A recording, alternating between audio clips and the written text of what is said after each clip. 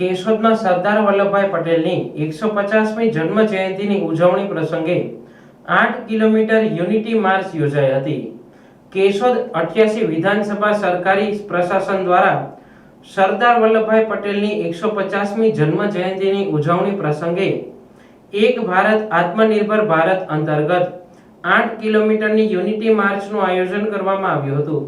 આ પદયાત્રા શરૂ થાય તે પહેલા ટાઉન હોલમાં એક સભાનું આયોજન કરવામાં આવતા દીપ પ્રાગટ્ય, સ્વાગત સન્માન અને સાંસ્કૃતિક કાર્યક્રમો યોજવામાં આવ્યા હતા।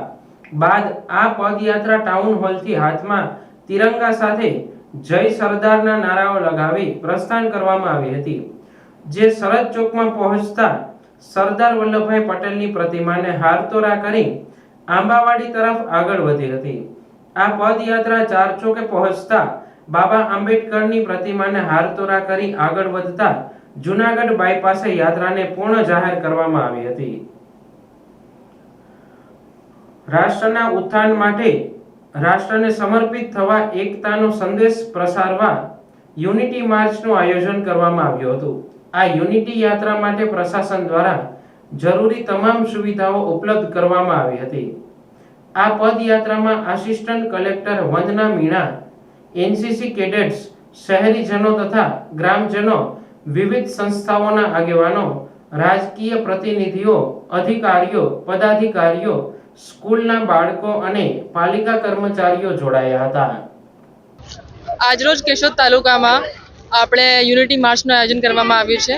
આ યુનિટી માર્ચ આપણે કેશોદ નગરપાલિકા ટાઉન હોલથી શરૂ કરવામાં આવી છે અને કેશોદ બાયપાસ સુધી એન્ડ કરવામાં આવી છે।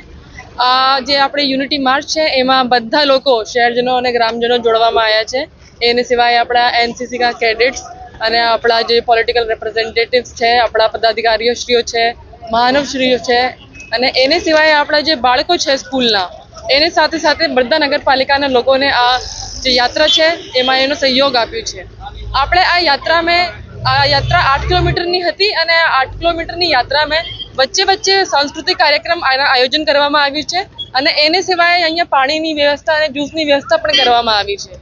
એને વચ્ચે અહીંયા જે બધા સમાજ છે આપણે આ કેશોદ તાલુકામાં, એને દ્વારા આ યુનિટી માર્ચમાં જે આપણા પદાધિકારીશ્રીઓ હતા એનું સ્વાગત કરવામાં પણ આવ્યું છે અને કેશોદમાં આ રીતે આ પદયાત્રા બહુ જ સક્સેસફુલ તરીકેથી યોજવામાં આવી છે।